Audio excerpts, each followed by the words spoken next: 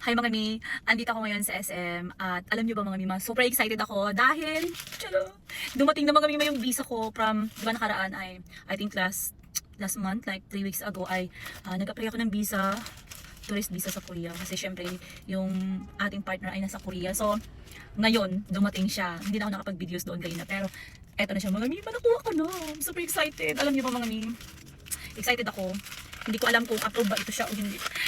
Lord, sana ito na siya.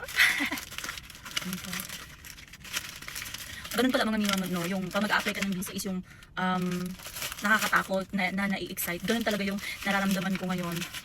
So, ayan, binalik sa akin yung aking mga, eto. This is it. So, ayan siya mga mima. Application visa, ganun. So, hindi ko alam. Saan ba dito makikita? Kung na-approve ba siya o hindi.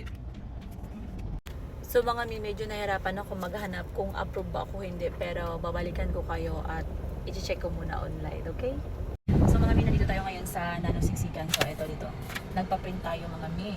Kasi pala yung Korea, hindi sila nagbibigay ng stamp. So pumunta ako doon sa link nila and then ayun, Kimberly at ayun na nakita ko, approve na siya. Ito na siya. Charan! Hindi ko na siya papakita sa inyo. Oh, diba? So approve na siya. At sobrang saya ko mga mima kasi first time ko to. Pero ang saya kasi nga syempre makakalabas ka ng bansa ulit. Oh, yun. So ayun. Super happy.